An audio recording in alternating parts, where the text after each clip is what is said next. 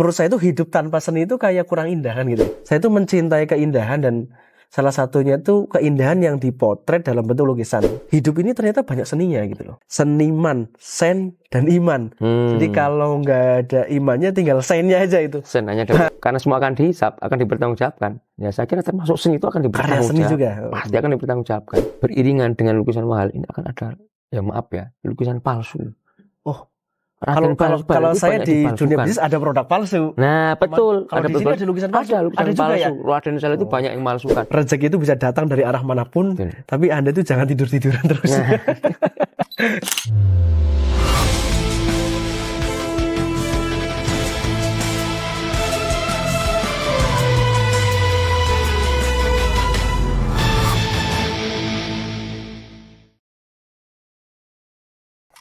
Oke, bismillahirrahmanirrahim. Alhamdulillah kita ketemu lagi teman-teman. Setelah kemarin kita ini ya, filosofi ngelukis bagian 1 di Menoreh. Kopi Menoreh. Alhamdulillah kita di mana ini, Pak? Oke, ini di Sukorejo, Kendal. Di Sirapsari. Oh, Sirapsari, alhamdulillah. Jadi teman-teman sekalian yang ngikutin kita dari awal, ini kita di tahapan yang kedua. Insya Allah nanti ada surprise ya, surprise itu. Kemarin masih belum berbentuk. Ya. Apa sebetulnya yang kita akan lukis, akan kita capture itu. Nanti mungkin Mas Agus akan menjelaskan ke teman-teman sekalian itu. Jadi pertama kita ngobrol apa dulu ya? Saya juga bingung ngobrol apa ya. Kemarin ya lukisannya belum selesai, belum ada lanjutannya, belum nampak apa itu. Nanti surprise-nya nanti.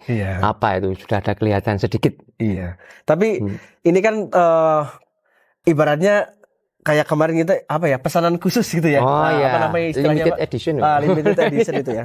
Limited edition yang kita di Asbo menggabungkan dengan seni yang alhamdulillah kita di Jogja banyak seniman, salah satunya Mas Agus Bakul ya. Jadi kalau teman-teman lihat nanti di Instagramnya Mas Agus Bakul segala macam, beliau expert ya, pameran sampai ke luar negeri. Kemana aja Pak pameran? Mungkin perlu diceritain. Alhamdulillah di Indonesia ini sudah di kota-kota seluruh Indonesia sudah pameran, kemudian di luar negeri itu di Malaysia, Singapura, Thailand, Filipina, Jepang, California, US, kemudian dulu pernah di Liverpool sama London. Pameran Tajuk Tenggara, kemudian di mana? Jadi Jepang udah ya. Kemudian Pasifik udah ya. Dubai. Wah ya. Dubai ya. Art Dubai. Art of Dubai ya. Art Dubai itu. Kalau kemarin kan kita ngobrol-ngobrol tentang latar belakang ya, asalnya di mana, dari mana, ya, betul. Kenapa sampai Jogja. Ini kita malah di tempat kelahiran. Iya, tempat kelahiran saya ini. Jadi yang sangat momen teringat di daerah ini apa kira-kira? Saya jualan karena Bakul. Karena tadi lewat pasar. Begitu lewat pasar masuk ke rumah saya tadi. Wah, ini pasar Pak. Iya ya, saya dari kecil dulu memang suka menemani bapak saya jualan. Jadi itu terdidik dalam culture budaya pedagang. Pedagang ya? Betul. Iya. Ya biasanya kalau orang ini pintar komunikasi. Iya. Kayaknya ya. Insyaallah. Pak Bakul kan itu ya. Itu. Terus kemarin kan cerita juga ya, dari kampung halaman, ibarat kota kecil gitu ya, sampai tertarik kemudian di seni, isi segala macam itu. Nah, alhamdulillah ini kita malah hari ini bikin lukisannya di tempat kelahiran Mas Agus Bakul itu. Ada yang mungkin mau diceritakan terkait dengan seni tadi yang kemarin kita bahas seni ya, seni yang kemudian kalau ini kita bahasakan itu masuknya seni apa ini yang kita akan lukis? Saya seperti kemarin itu seni lukis kontemporer. Abstrak kontemporer ya. Abstrak kontemporer ya. Kaligrafi. Cirinya apa abstrak kontemporer? Ya, ciri-cirinya itu memang banyak digandrungi seni para kolektor dan orang-orang pecinta seni saat ini ya. Cirinya memang ciri-ciri kontemporer itu yang banyak orang katakan ya. Para ahli seni itu, pengamat seni itu satu bebas, semua boleh. Dalam arti semua boleh itu ya sesuatu yang mengandung kebaruan, kebaruan yang tidak seperti seni yang kemarin, walaupun sebetulnya masih pakai cat, masih pakai sesuatu yang sama, pakai kuas. Sebenarnya kalau orang umum kan ada yang mungkin kurang paham seni ya, mungkin kalau dari sisi mungkin pengertian atau adjustment saran untuk teman-teman, sebenarnya seni itu apakah bisa sebagai media menyampaikan pesan kira-kira? Oh, sangat sekali. Sangat bisa. Seni. Aspek apanya? Betul. Goresannya seni musik, seni rupa, seni lukis. Khusus untuk lukisan tadi? Untuk lukisan. Iya, dari semuanya. Dari goresan, dari judul yang akan disampaikan, walaupun abstrak sekalipun. Misal melukis sesuatu yang cuma warna putih saja. Orang kan bertanya, maksudnya apa nih putih? Ya maksudnya tidak hanya kosong, mungkin putih itu adalah sesuatu yang ruwet juga bisa. Kadang-kadang bertolak belakang dari visual ya kadang-kadang. Seperti misal ada kesepakatan umum, murah harus berani, putih harus suci. Nah, orang seni tidak harus seperti itulah, harus membuat satu kreativitas sendiri yang tidak mungkin berbeda dengan ekspektasi orang lain. Tapi kalau bisa tetap masuk. Jadi kenapa sih saya sebetulnya secara pribadi jujur ya, ini sambil curhat juga ya. Jadi kenapa saya ngajak panjenengan ya, ngajak Anda itu misalnya Mas Agus Bakul untuk collab di channel YouTube saya itu karena menurut saya itu hidup tanpa seni itu kayak kurang indah kan gitu ya. Jadi saya itu mencintai keindahan dan salah satunya itu keindahan yang dipotret dalam bentuk lukisan. Walaupun dulu kalau misalnya di SD, di SMP itu diajarin lukis ya mesti pemandangan kan. Jadi tidak pernah diajarin tentang pemandangan pohon. Pasti ada sawahnya, gunungnya kan gitu ya. Kalau tolong lukis pemandangan pasti ada sawahnya, ada gunungnya gitu. Nah, saya nggak tahu guru-guru kita ngajarin gitu. Tapi akhirnya kemudian menemukan bahwa sebenarnya hidup ini ternyata banyak seninya gitu loh. Gitu. Betul. Ya jadi gitu. Kalau mungkin sekarang kan zaman sains ya, sains itu udah berkembang, tapi ternyata banyak seninya. Termasuk saya di dunia herbal ya, di dunia bisnis itu banyak kemudian semua itu seni. Nah, kalau saya seni meracik herbal kan gitu ya, ataupun kalau usaha bisnis seni bagaimana mengemas produk dan jasa kan gitu. Nah jadi ini makanya korelasinya adalah bagaimana kita bisa menggali dari Mas Agus Bakul ini sebagai praktisi seniman itu dari sisi perspektif seorang seniman sendiri yang kemudian banyak orang sekarang itu kan berubah ya, misalnya muncul artificial intelligence, AI lah itu kan akhirnya kayak goresan itu mulai itu pandangannya gimana dengan seni yang akan ke futuristik atau ke masa depan. Nah, itu mungkin perlu perspektif langsung dari seniman itu. Itu seperti ketika dulu ditemukannya fotografi. Ketika seniman lukis realis itu ketakutan sekali. Saya kurang tahu zaman apa ya itu. Itu ketika fotografi ditemukan, maka seniman itu merasa waduh khawatir nih. Kalau misal lukisan pemandangan sudah bisa dipotret, manusia disebut, apakah ada yang mau masih pesan lukisan lewat lukis? Pesan wajah dilukis, pemandangan dilukis? Ternyata tidak juga. Jadi jangan khawatir. Misal ini besok akan ada artificial intelligence, seniman tetap punya ciri khas, ciri lain atau passion ya. Passion? Punya ciri khas yang tidak bisa disamakan dengan AI itu ya. Artificial intelligence itu kecerdasan buatan ya gitu. Itu banyak sekali saya lihat orang dengan mudahnya misal membuat satu clue seperti apa, tahu-tahu gunung bagus cemerlang, gedung yang sangat indah sekali. Tapi sepertinya kalau seniman, mungkin semua orang saya nggak tahu ya.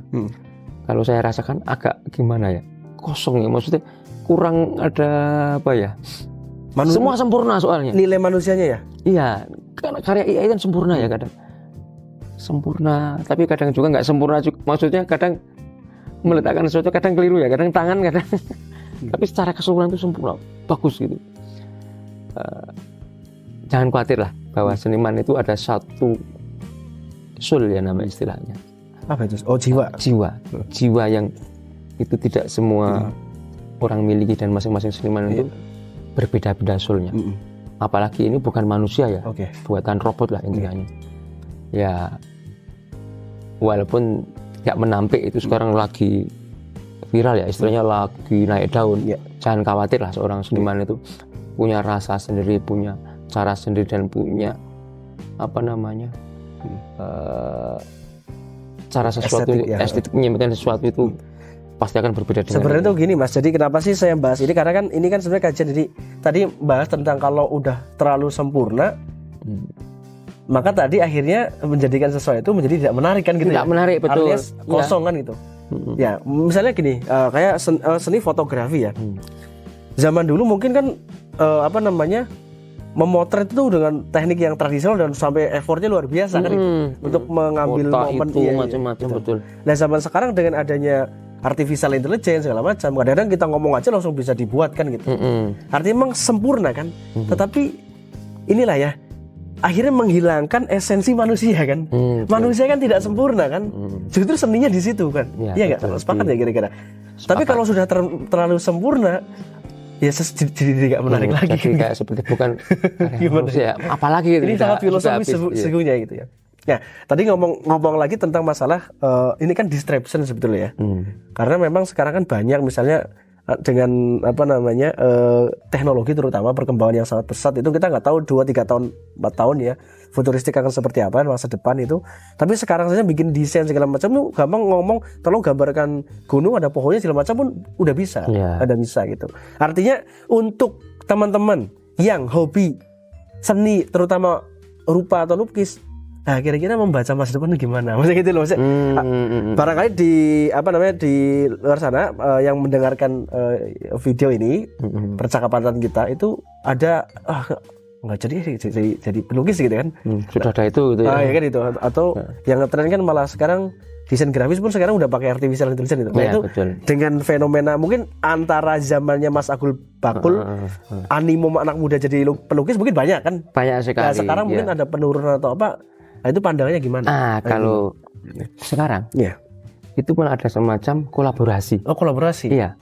Jadi begini. Jadi masa depannya gimana? Menjanjikan? Nah, ini selain artificial intelligence, saat-saat kemarin itu ada NFT ya. Oh, NFT. Walaupun sekarang udah agak turun ya. Iya, kan kayak lagi rame ini redup itu. Betul, redup lagi. Lah itu masa depan seniman saya kira malah justru semakin banyak orang yang menggunakan artificial intelligence itu sekarang menjadi khas ya, sesuatu yang manual ini. Otentik, hanya satu, tidak bisa digandakan intinya itu. Insya Allah, semoga saja ini bisa membuat malah seniman menjadi value-nya, harga jadi tinggi.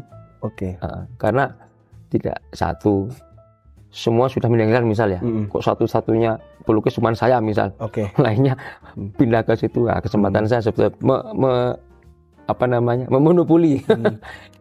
Berarti semakin signature gitu ya. Semakin signature, semakin otentik, mungkin semakin lukisnya pakai jari, semakin lama bisa price-nya malah harganya bisa semakin mahal gitu ya. Betul. Nah, itu teman-teman sekitar obrolan di channel ini terkait ini.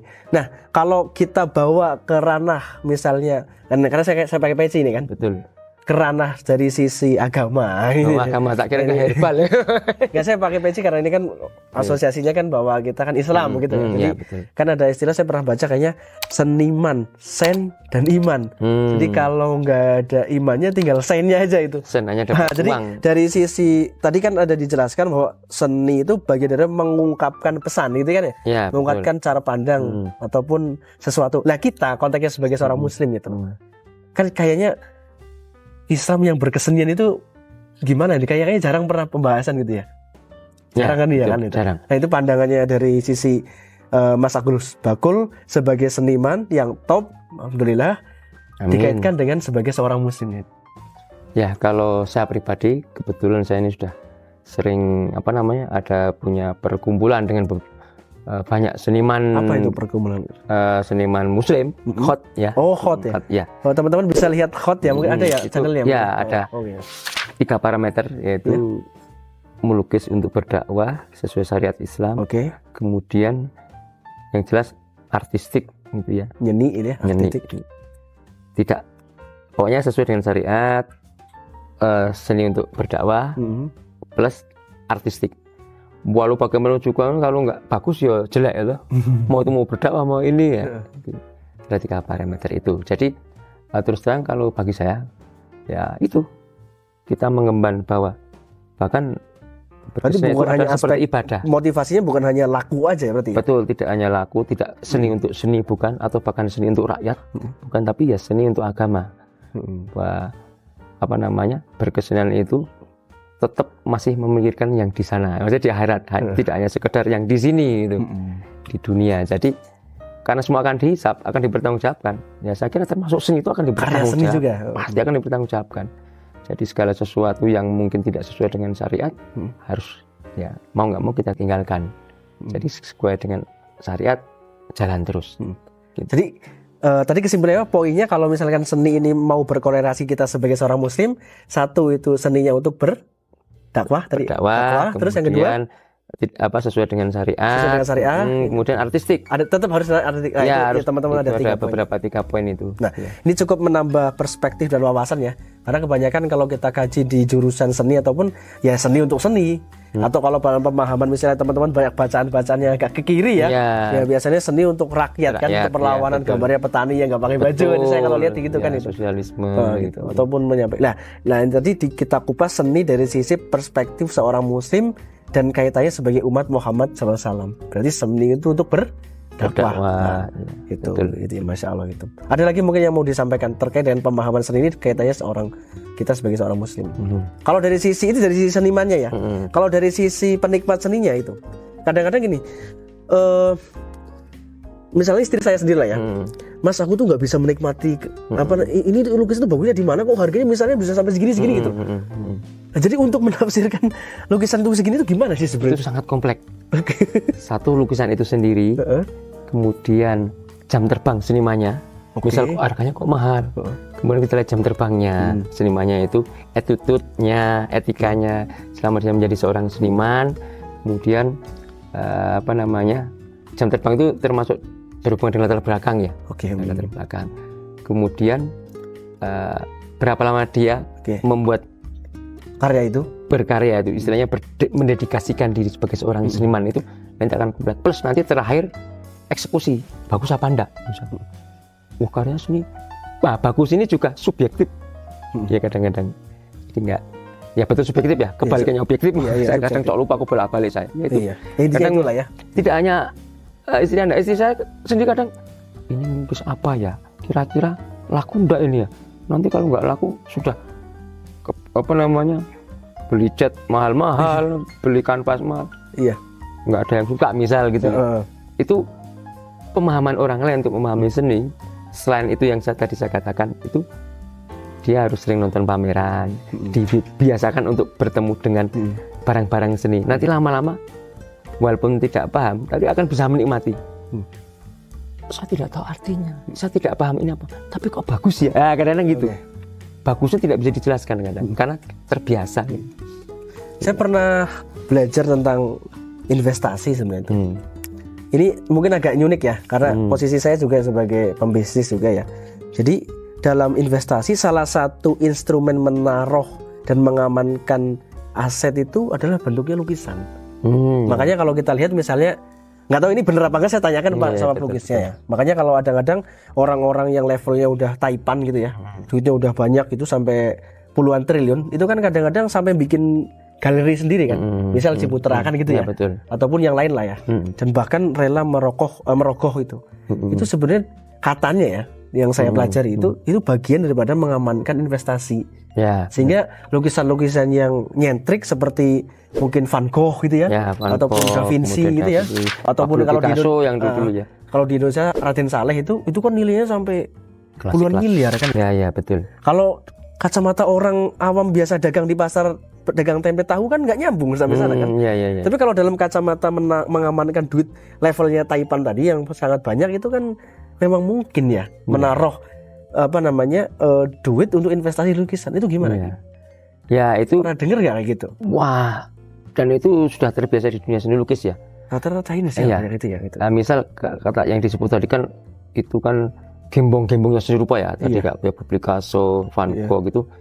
Itu memang dari nilai sejarahnya. Sejarahnya ya? Sejarahnya itu dia mungkin dari dulu, kemudian Raden Saleh. Raden Saleh itu salah satu orang Indonesia yang dulu belajar seni di Eropa ya. Tapi modern itu masuk. Masuk modern, masuk realis modern ya gitu. Raden Saleh itu romantisme. Kan ada ceritanya. Nah, kemudian hanya satu-satunya di Indonesia dan jelas langka. Dua, diamini oleh para seniman lain sama para pengamat seni dan kurator dan sebagainya di Indonesia.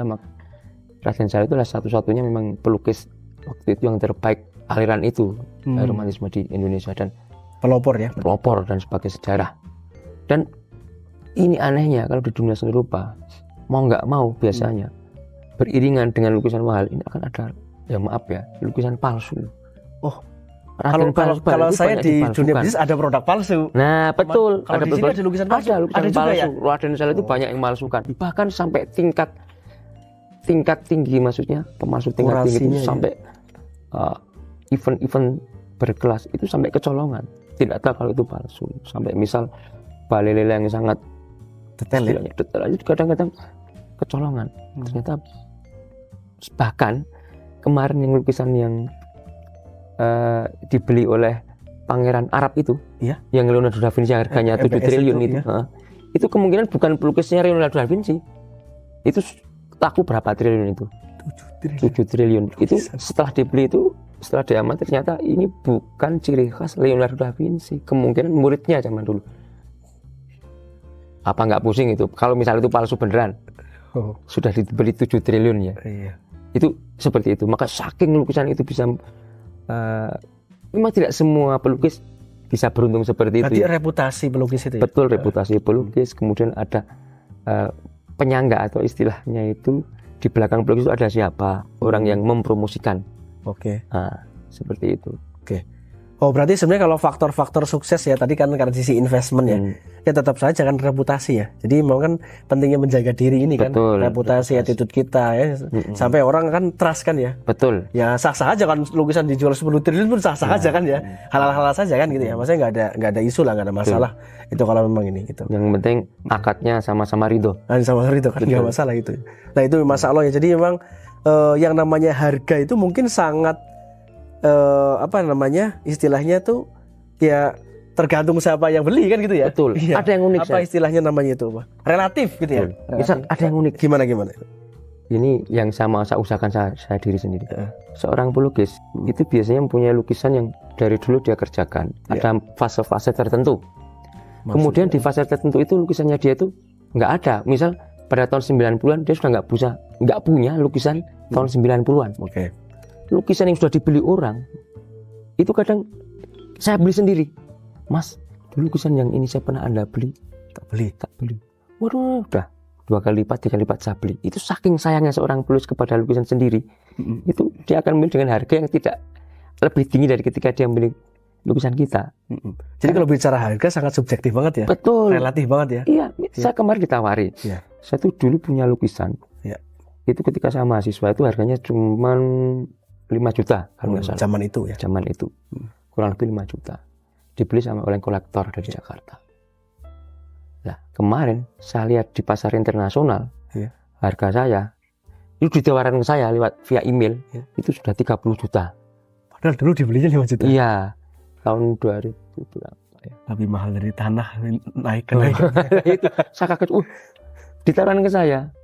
Saya masih pikir-pikir ini. Bisa ditawar enggak ini? Saya masih pikir-pikir lah.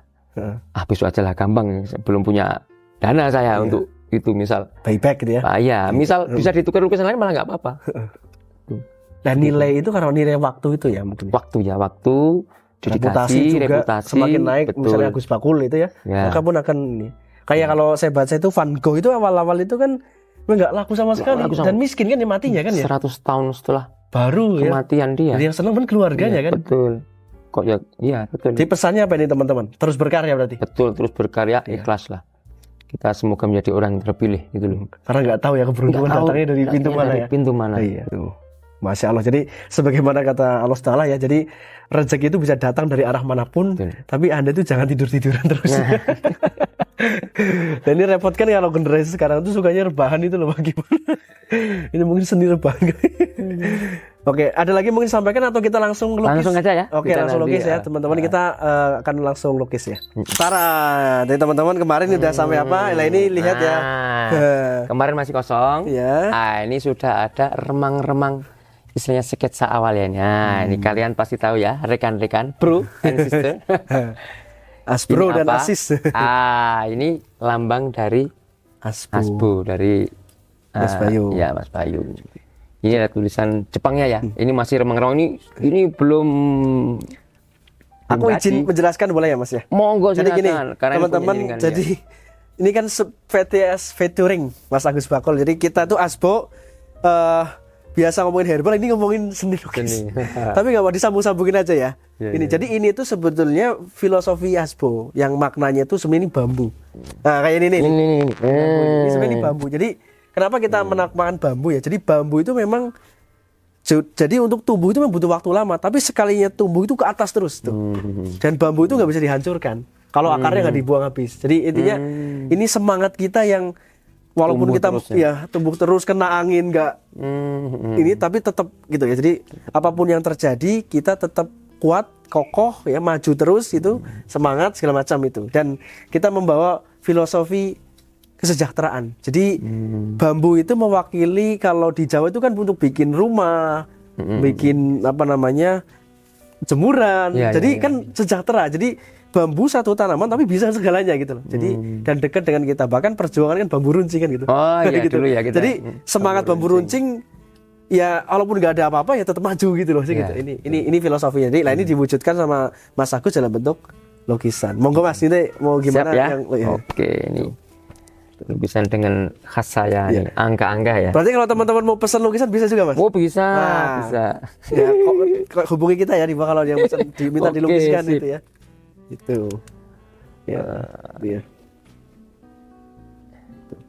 kalau angka itu maksudnya kaligrafi gitu ya modelnya? Ya ini kaligrafi angka, huruf Arab seperti yang kemarin saya jelaskan ya.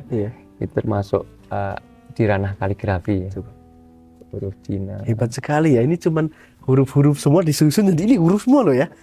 Ini kaligrafi ya, bisa dideketin nggak ini? Nah, ini lama-lama nanti saya bikin gradasi itu. Gradasi. Pertemuan ya, gelap terangnya itu nanti nampak seperti 3 dimensi. Waduh. Ini masih dasar sekali ini ya. Dasar ya. Jadi mungkin ini nggak ada lanjutannya nanti ya. Ya. Misalnya kita ada lanjutannya, ikuti terus ya perjalanan kita dalam bikin satu tulisan ya, lukisan ya. Ya, melukis dan menulis ya. Tulisan angka-angka. Oh iya ya, melukis dan menulis itu. Itu. Ini kalau sisi warna itu ada berapa jenis warna, Pak? Ini banyak sekali nih. Saya kemarin berapa ya? Oh iya. Ada warna. Ini warna sebenarnya ada warna gelap, warna terang gitu ya. Warna panas dan warna dingin. Itu. Warna panas ini panas. Ini cuma satu yang oranye semua. Pertengahan lah warna oranye ini.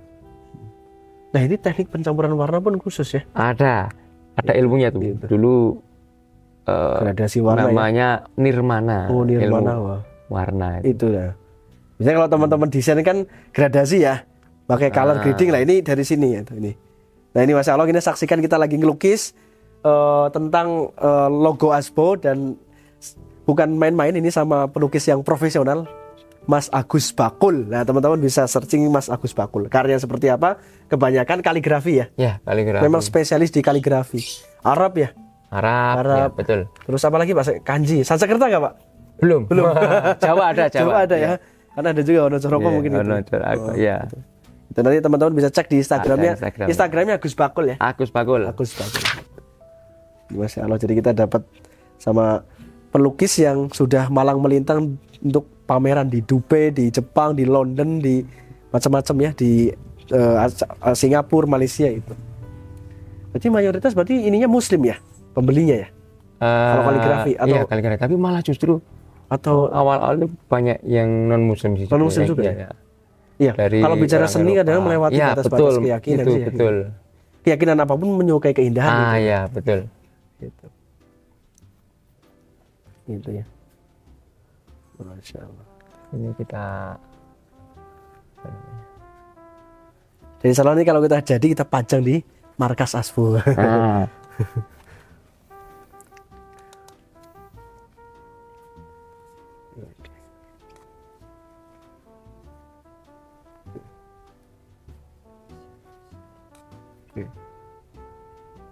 Mas, kalau ngelukis ini kuat di rumah sampai berapa jam maksimal?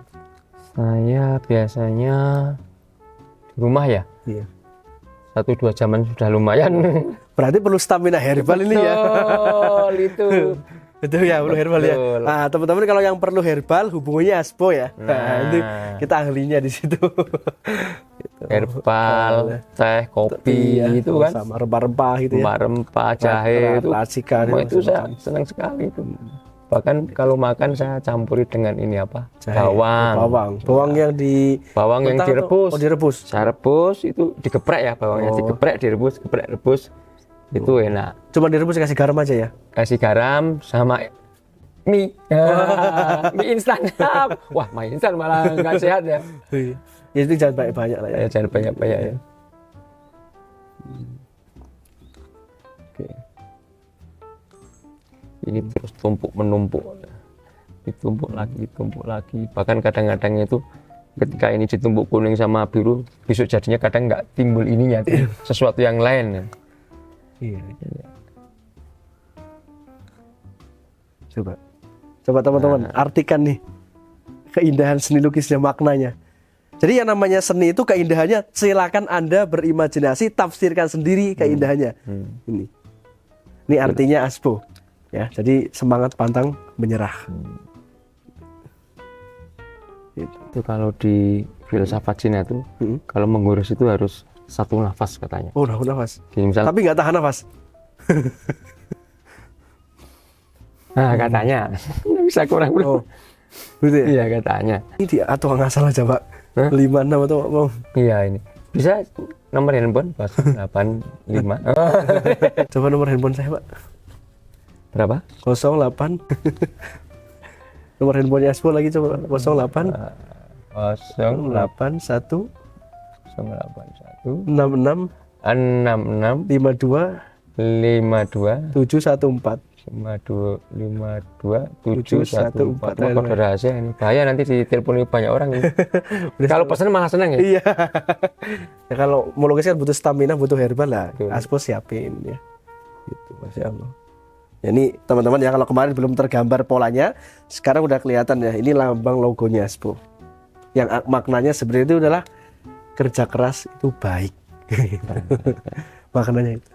Jadi kenapa kita kerja keras, kerja cerdas segala macam, karena kerja itu juga bagian dari hidup ya. Jadi mencari nafkah ya, nafkahi keluarga segala macam itu kewajiban gitu. Jadi kita jangan bermalas-malasan, berpangku tangan, tapi bagaimana kita bisa mengoptimalkan menjadi khuntum harumah, umat yang terbaik yang bisa memberikan kebaikan bagi banyak orang. Dan kita memang spesifikasi di Aspo itu adalah khusus untuk masalah herbal dan terutama untuk mengatasi masalah perut. Kan kita nggak bisa semuanya, tapi spesifik di masalah perut. Jadi kalau teman-teman punya masalah perut, perutnya kembung, begah, perih, kita ada Aspo Teh Detok yang membersihkan usus. Karena usus itu ibu dari organ. Jadi kalau ususnya bersih, maka suplai nutrisi ke tubuh juga bagus, tubuhnya jadi sehat. Gitu. Jadi minum teh Detok. Nanti teman-teman ikuti kita terus ya. Kita udah kelihatan polanya. Terima kasih ya. Bro Ensis ya. Ini tadi masih sekilas masih udah kelihatan dikit-dikit ya. Ini ada beberapa goresan dari saya. Memang masih saya istilahnya itu rahasiakan ya. Besok jadinya seperti apa? Insya Allah nanti yang yang terakhir sudah jadi Insya Allah. Nah ini seperti yang dikatakan Mas Bayu, apapun ini jadinya, saya kan belum tahu besok. Tapi terus bekerja keras. Angka-angka itu terus saya guratkan terus. Nanti jadinya apa? Kita saksikan besok ya, gelap terangnya hasil dari jerih payah saya mencoret angka-angka itu. Seperti itu. Ikuti terus ya program kita di melukis untuk Aspo. Insya Allah kita nanti akan berbagi perspektif terus ke teman-teman. Lanjut di video selanjutnya.